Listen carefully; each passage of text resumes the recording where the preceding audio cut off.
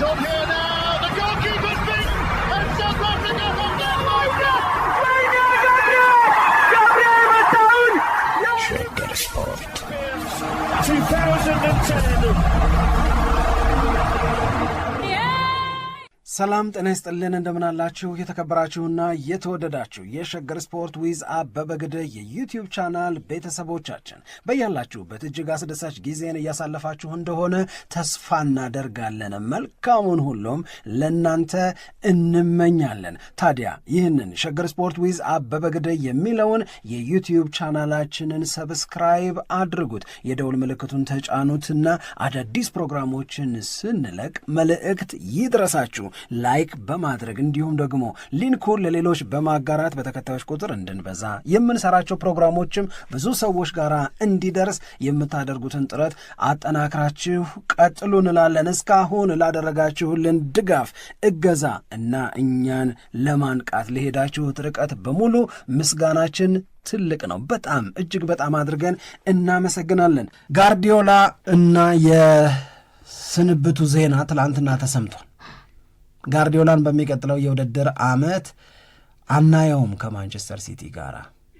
የማንቸስተር ሲቲን ደጋፊዎች አብዛኞቹ ዘገባዎች እንዳትጨነቁ የሆነ በአስተማማኝ ሰው የተሰራ ወደ አስተማማኝነት እየተቃረበ ያለን ቡድን የሚረከብ አስተማማኝ ሰው ይመጣላቸዋል ተብለው በብዙዎቹ ዘገባዎች ላይ ማሬስካ ነው እየተገለጸ ያለው።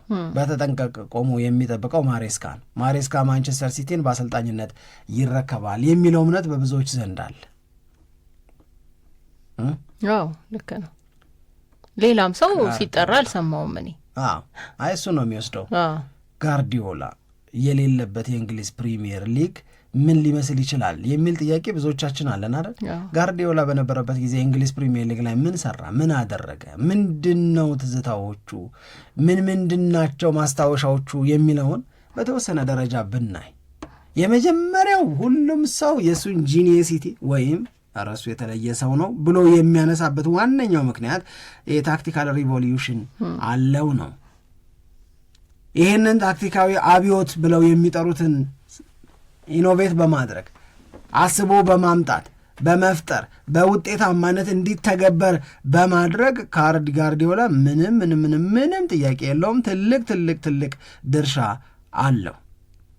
ይሄ ፖሴሽን ቤዝድ የሆነው ነገር ኳስ ፖዚሽናል ፕሌይ በፕሪሚየር ሊጉ የበለጠ እንዲወደድ የበለጠ እንዲታወቅ እንደዛ ሲደረግ የበለጠ ውጤታማነት እንዳለ ማማርንም ማሸነፍንም ቀላቅሎ የሚሰጥ ሰው ማለት ነው ጋርዲዮላ ማለት። የሜዳ ላይ እንቅስቃሴው ያምራል፣ እንደገና ደግሞ አሸናፊም ቡድንን ይገነባል። ተጫዋቾችን ግለሰብ ተጫዋቾችን እና የእነሱን ልዩ አቅም ብቻ መጠቀም ወይም ከቦታ የያዝ አንጻር ብቻ ነገሮችን ለማከናወን ከመሞከር አንጻር ምናምን አይደለም የምታየው። ታክቲካል ሽፍቶች አሉት ጋርዲዮላ ጋር። ሁሉም ሰው የሚመሰክረው፣ ሁሉም ሰው ዋጋና ክብር የሚሰጠው ኮምፕሌክስ የሆነ ቲንኪንግ አለ። መሞከር አይሰለቸውም።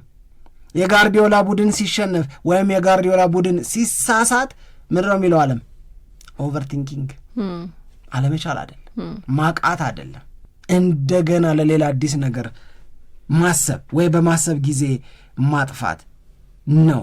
ምን ትዝ ይለዋል ብባል እኔ ወዲያ አእምሮ ላይ የሚመጡት 4 መደዳ የፕሪሚየር ሊግን ዋንጫ ያሸነፈ የመጀመሪያው ሰው ነው። ይሄን ጎበዝ ነው ፕሪሚየር ሊጉ የሚያጣው። የመጀመሪያው አሰልጣኝ ነው 4 የእንግሊዝን ፕሪሚየር ሊግ ዋንጫዎች በተከታታይ በማሸነፍ። በእንግሊዝ ፕሪሚየር ሊግ ታሪክ 100 ነጥብ ሰብስቦ ዋንጫ የበላ ቡድን ባለቤት ነው። በ100 ተበልቶ አያውቅም በእንግሊዝ ፕሪሚየር ሊግ ታሪክ። እኔ ሁሌ የምምላት እቺ በ100 ነጥብ ዋንጫ ከመብላት በላይ በ97 ነጥብ ዋንጫ እንዳይበላ ያደረገው ጋርዲዮላ ነው። ሊቨርፑል 97 ነጥብ ሰብስቦ ዋንጫ አልበላም። ይሄ በ100 ስለወሰደበት እኮ በ97 ነጥብ ዋንጫ ታቶ አያውቅም። የዚህ ታሪክ ባለቤት ነው። በቃው ሊሄድ ነው ከዚህ በኋላ አታዩትም የሚባል የማንቸስተር ዩናይትድ ብቻ ተብሎ ይጠራ የነበረውን 3 ዋንጫዎችን በአንድ የውድድር ዓመት ማሸነፍ፣ ፕሪሚየር ሊጉን፣ ኤፍኤ ካፑን እና ቻምፒዮንስ ሊጉን ችሎ ያሳየ ጋርዲዮላ። ይሄ ሰው በሌለበት ህይወት አዲስ ቢሆን ግርታ ቢፈጠር መደነባበር ቢኖር ኢቭን እኔ እዛ ቴክኒካል ኤሪያው ላይ የሚሆነው ምናምን ነገር ከጋርዲዮላ አንድ ብቸኛ መጠላው ነገር ፕሬስ ኮንፈረንሱ የቀልድ የምር ሀሳቡን አይናገር እንጂ በሰሞኑ ውትወታ እኮ ትላንት የሰማነውን ሰበር ዜና የሚያስነግር ነበራል። ሰሞኑ እኮ ወትውተውታል በጣም። ለነገሩ ይሄኛውን እንኳን ቀድሞ ላይ ይናገር ይችል ይሆናል በእንደነዚህ አይነት የፕሬስ ኮንፈረንሶች፣ ግን እንዳልከው ጋዜጣዊ መግለጫዎች ላይ ስለ ጨዋታዎች፣ ስለተጎዱ ተጫዋቾች ወይም በጨዋታ ላይ ስላደረገው የሆነ ነገር ሲጠየቅ ግን የሚመልሰው መልስ እንዳልከው የሚያበሽቅ ነገር አለ። የሆነ የፌዝ ነው የለበጣ የሚመስል ነገር አለው። እንደዛ አይነት ልማዶች አሉት። እንደዛ የቀለደ ምናምን እንደሚወጣ ሰው እንደዛ አይነት ነገር አለው። እሱ ልክ ነው። ግን የእንግሊዝን ዶሜስቲክ የሚባሉትን ውድድሮች በሙሉ ዶሚኔት አድርጓል። ካራባኦ ካፕን፣ ፕሪሚየር ሊጉን፣ ኤፍኤ ካፑን እሱ ማንቸስተር ሲቲ ቤት መስራት በጀመረበት ጊዜ የእነሱን ያህል ያሸነፈ እኮ የለም። ያው እንዴ የፔፕ ጋርዲዮላ ባትወደውም ግን የሚያሳምን አይነት ሰው ነው ማለት። የሚጠሉት ሰዎች ሊኖሩ ይችላሉ። አሁን አንዳንድ ሰዎች የሚጠሉት ሰዎች የሚጠሉበት ምክንያት ደግሞ ይታወቃል። አላስበላለን ነው። እንደገና በጣም በቃ ይሄ ተች ላይ የሚያደርገው ነገር ደስ አይለንም። በጣም እየመራ አሁን ብዙ ሰዎች ሲቃወሙ የምሰማው አንደኛው ነገር እየመራ ጨዋታዎች ፔፕ ጋርዲዮላ አይተው ከሆነ እኔ ብዙ ጊዜ የሚገርመኝ በአስተማማኝ ሁኔታ እየመራ ግን በጣም ይብስበታል መቅበጥበጡ። ብዙ ጊዜ እንደዛ አይነት ነገር አያለው እና ምንድን ነው ይሄ ጉራ ነው ናን ይላሉ። እዚህ ሀገር ሰምቼ አውቃለሁ። እውነቴን ነው፣ ብዙ ሰው ሰምቼ አውቃለሁ። እና ይህንን አንወደውም ይላሉ። ግን ባትወደውም ግን የሚያሳመነ ሰው ነው። ከዛ አልወደውም ያለ ሰው ግን እኮ ጎበዝ ነው። ይህንን ማንም ሰው ዲናይ ሊያደርግ አይችልም የፔፕ ጋርዲዮላን ነገር። ግን እኔ ያን ነገር ራሱ ሚስ ማድረግ ለእንግሊዝ ፕሪሚየር ሊግም ለተመልካችም የፔፕ ጋርዲዮላ አለመኖር በጣም በጣም ትልቅ ክፍተት የሚያመጣ ነው ብዬ ነው የምረዳው። ይሄ የበላይነቱ ከአሰልጣኝነት ጋር በተያያዘ መጀመሪያ ደረጃ ላይ መጠራቱ ይሄ ብዙ የሚያከራክር ነገር ያለው አይመስለኝም። ከማንቸስተር ሲቲም ጋር እንኳን እንደዚሁ ብናየው ወደ 17 የሚደርሱ ዋንጫዎችን ማንሳት የቻለበት ነው። ከዛ ደግሞ ከነዚህም ጨዋታዎች አንጻር ደግሞ ስትመለከተው በተለይ የበላይነት የወሰደበት የውድድር አመት ደግሞ በአሳማኝነት ነው። ዘንድሮ እኮ ሲቲ አይገባውም ምናምን የምትላቸው ብዙ አመታት የሉም። ዋንጫ ባነሳበት ጊዜም በደንብ አሳምኖ በደንብ ተጫውቶ ያንን ነገር ነው ያሳየን።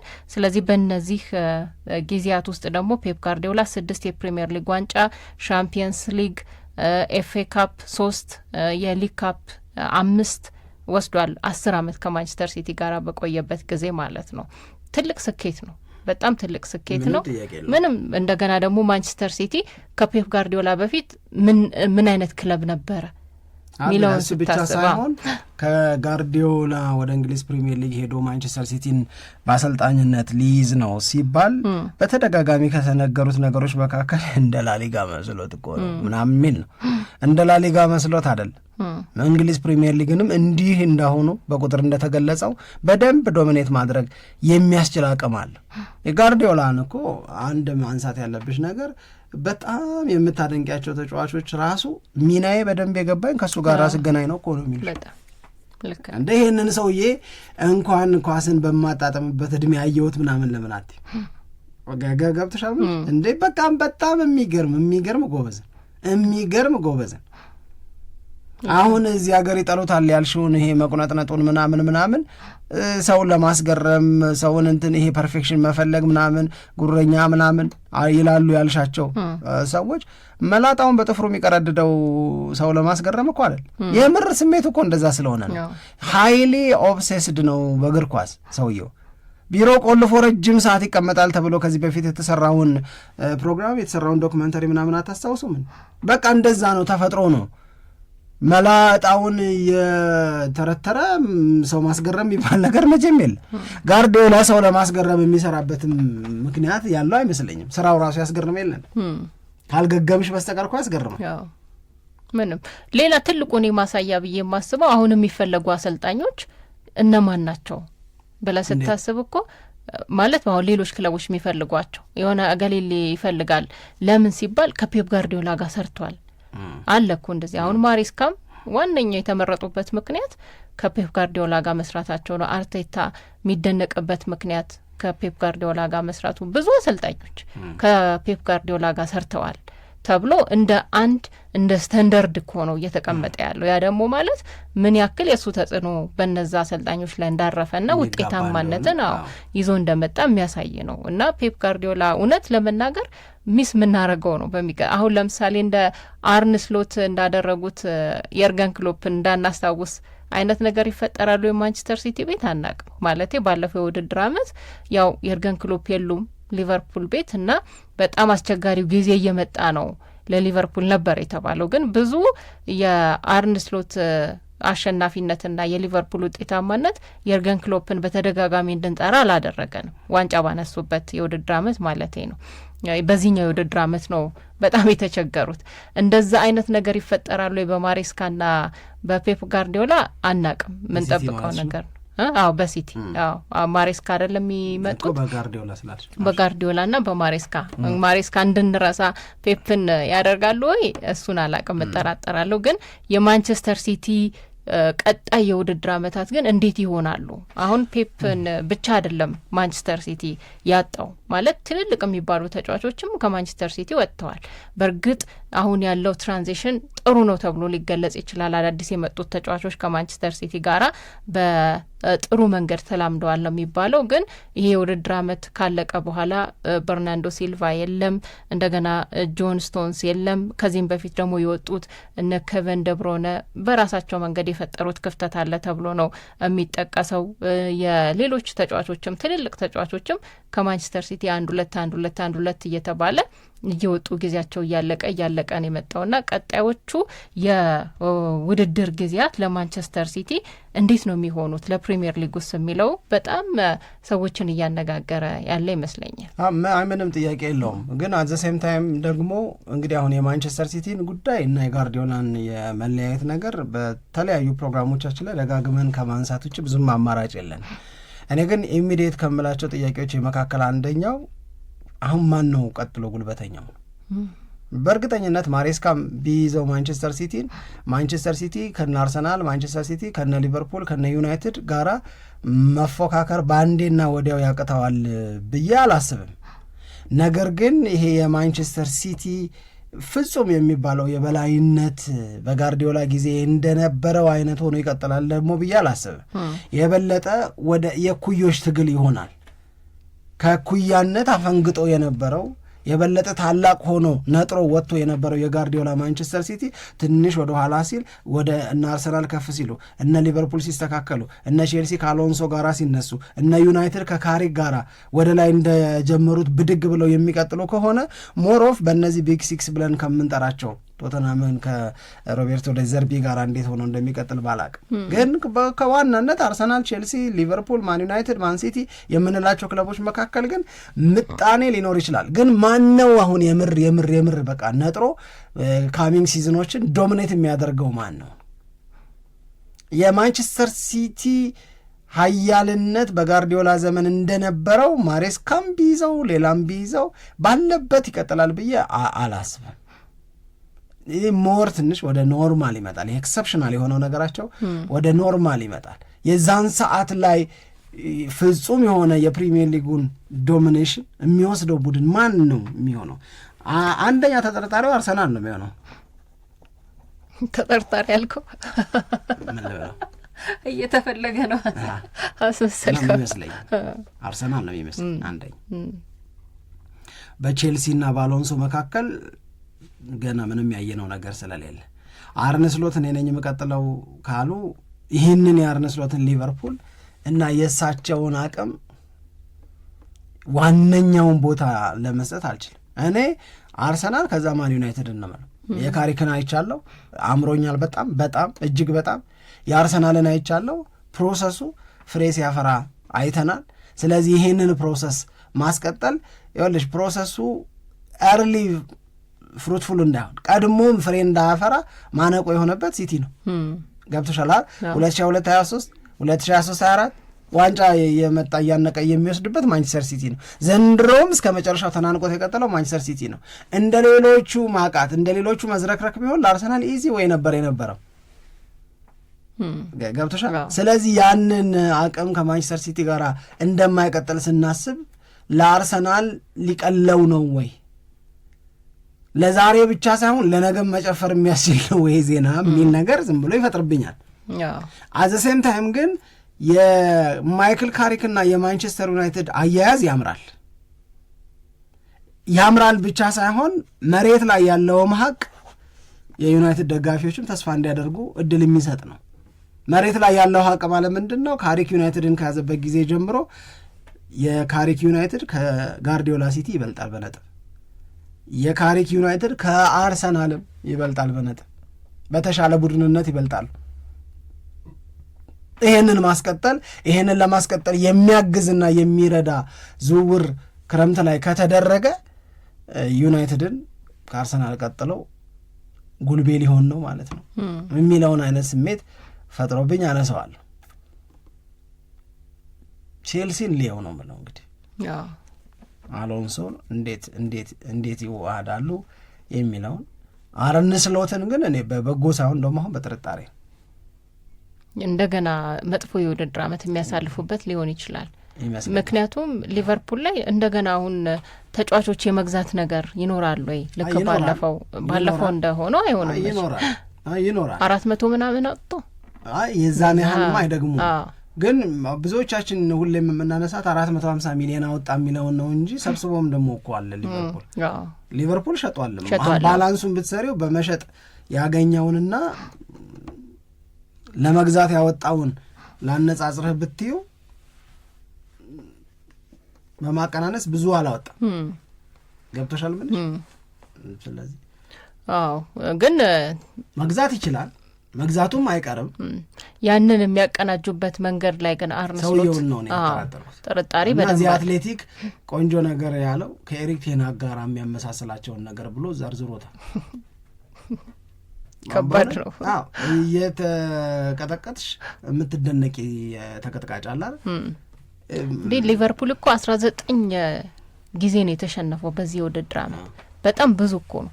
በጣም በተለይ የሊቨርፑል የአምና ሻምፒዮን ሆኖ ያሉትን ተጫዋቾች አይተህ እነዚህ ነገሮች ደግሞ በጣም ዝቅ ያለ ማርክ እንዲሰጣቸው ነው የሚያደርገው ለአርነ ስሎት። እና ጥሩ የውድድር ዓመት አይደል የተሸነፈበት መንገድ፣ አንዳንዶቹ ራሱ የሚያስደነግጡ ናቸው። መሸነፍ ብቻውን ሳይሆን የተሸነፈበት መንገድ ራሱ የሚያስደነግጡ ናቸው። እና የሚቀጥለው የውድድር ዓመት ለክለቦች ለሚያደርጉት ፉክክር በተለይ የቶፕ 6 የሚባሉት ክለቦች እንዴት ያለ ነው የሚለውን ገና ከወዲሁ እንድንጠብቀው የሚያደርግ ነው።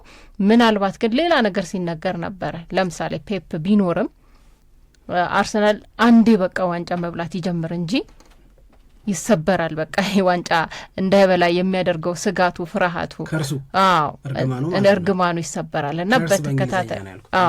እና በተከታታይ ዋንጫ ወደ መብላት ይመጣል ተብሎ ይገለጽ ነበር። ይሄ የተባለው ገና ፔፕ ከሲቲ ጋር እንደማይለያይ ወይም ይለያያል የሚለው ዜና ሳይነገር ማለት ነው። እና ያንን ነገር ያጓድልበታል ወይ? አንድ እኔ አሰልጣኞች የሚፈልጉ የሚመስለኝ ነገር ፔፕ እያለ ዋንጫ መብላት ነው አይደል? ሳይኖር እኔም በሆነ አሰልጣኙ ቦታ በሆነ የምመኘው እሱ ነው። ፔፕ እያለ ያንን አድርጎ ማሳየት በሚባልበት ጊዜ ሳይሆን ስለሌለ ነው መባልን አይፈልጉም። ግን እያለም ቢሆን ይሄ ነገር ይቀጥላል የሚለው አስተያየት ትዝ ይልሃል? ያንን የበለጠ ምቹ ሊያደርግለት ነው ማለት ነው። መሆኑ የማይቀር ከሆነ ይቀጥላል የሚለው አስተያየት። የአርሰናል ዘንድሮ ዋንጫ ማሸነፍ ጋርዲዮላ ቢቀጥልም በአርሰናል ቤት የሚለውጠው ነገር አለ። ግን ጋርዲዮላ ቢቀጥል ለአርሰናል ደጋግሞ ዋንጫ ማሸነፍን ቀላል ያደርገዋል ብለሽ ግን እንዳታስቢ ነው ወይ? በጭራሽ። ምክንያቱም ሲቲ ቤት እየተሰራ ያለው ለውጥ፣ እየተሰራ ያለው ትራንዚሽን ለሱ ክብር አለመስጠት፣ ለሱ ዋጋ አለመስጠት፣ እሱን እንደ ትልቅ ነገር አለማየት መቼም ልክ አይደለም። የሚገርም ትራንዚሽን ነው የሚሰሩ ያሉት። በቃ እነሱም ያምናሉ። በርናንዶ ሲልቫ ሲል እንደነበረው፣ ጋርዲዮላም ሲል እንደነበረው ያምናሉ። ትራንዚሽን ላይ ነን፣ ሽግግር ላይ ነን። ከአንድ በጣም ጠንካራ ዶሚኔት ካደረገ ስብስብ ቀጥሎ ዶሚኔት ወደሚያደርግ ሌላ ስብስብ እየተሸጋገርን ነው። በመሀል የሚያጋጥሙ መንገራገጮች አሉ ነው፣ ቀላል አይሆንም። አርሰናል ቤት ግን ማሸነፍ የሚቀይራቸው ብዙ ነገሮች እንዳሉ ሆነው ጋርዲዮላ ቢቀጥል ግን ጋርዲዮላ ለዘንድሮ የአርሰናል ሻምፒዮንነት መልስ መስጠቱ የሚቀር አይመስለኝ እኔ አይመስለኝ። ቢያንስ ግን የአንቺ እንትኖች ማንን ነው ወደ ላይ ከፍ ይላሉ? ይህንን የጋርዲዮላን መልቀቅ የበለጠ ይጠቀሙበታል የምትያቸው ክለቦች በቅደም ተከተል አስቀምጫቸው እስቲ። እኔም ካንተ ጋር እስማማለሁ። ተመስገን ዛሬ ለመጀመሪያ ጊዜ በደንብ እስማማለሁ፣ በጣም እስማማለሁ። ምክንያቱም ቅድም ያልነው ነገር ነው። አንደኛ ሌሎቹ ገና ብዙ ማስተካከል የሚፈልጓቸው ነገሮች አሉ። አርሰናል ግን ያው በቃ ተገንብቶ ያለቀ እና ወደ ውጤታማነት የተቀየረ ነው ተብሎ ነው የሚታሰበው። በእርግጥ በሚቀጥለው የውድድር ዓመት የሚሸኟቸው ተጫዋቾች የሚመጡ ተጫዋቾችም ይኖራሉ። ግን እንደዚህኛው የውድድር ዓመት ብዙ መሰባጠር ይኖራል ተብሎ አይጠበቅም እና ሞር የተረጋጋ የውድድር ዓመት የሚያሳልፍበት ጊዜ ይሆናል ብዬ ነው የምገምተው። የማንቸስተር ዩናይትድ ያየነው ነገር ነው። በተለይ የመጀመሪያዎቹን የውድድር ዓመት እንደተጀመረ የሚቀጥለው የውድድር ዓመት እንደተጀመረ የመጀመሪያዎቹ ጨዋታዎች ላይ ማንቸስተር ዩናይትድ የሚያደርገው እንቅስቃሴ የበለጠ በዋንጫ ተፎካካሪነቱ ላይ ከፍ ያለ ቦታ እንዲሰጠው ያደርጋል የሚል አስተያየት የሚሰጡም ሰዎች አሉ። ይሄ ማይክል ካሪክ ላይ በተወሰነ ደረጃ እምነት የጎደላቸው ሰዎች የሚሰጡት አስተያየት ሆኖ ነው ያገኘሁት። ግን ከአርሰናል ከማንቸስተር ዩናይትድ ጋር በተያያዘ በጣም ጠንካራ ፍክክር የምናይበት የውድድር ዓመት ይመስለኛል። ምክንያቱም ማን ዩናይትድ ራሱ ያስፈርማቸዋል ተብሎ የሚጠቀሱት ተጫዋቾች የበለጠ ክለቡን ከፍ የሚያደርጉ ናቸው። ከስህተቱ ብዙ ተምሯል የሚባል እንደዛ ስለሆነ ይህንን በተለይ አሁን ያለውን ነገር ይዞ ከቀጠለ ስሜቱን ይዞ ከቀጠለ ማንቸስተር ዩናይትድን በጣም አስፈሪነቱ ይቀጥላል በዚሁ ብዬ ነው ማስበው። ስለዚህ የምንጠብቀው የውድድር ዓመት ነው። ፔፕን አለማየታችን ግን በእንግሊዝ ፕሪሚየር ሊግ ላይ ሁላችንንም ቅር የሚያሰኝ ይሆናል ብዬ ያስባል። ምን ያለው አሞራ ከዛፍ ይታገላል ከወደዱት ጋር ማን ሲኖር አይቶታል የሚለው ነው። ካሳ ተሰማን ዘፈን እየሰማሽ መቆየት ነው። ብትወጂው መሄዱ አይቀርም።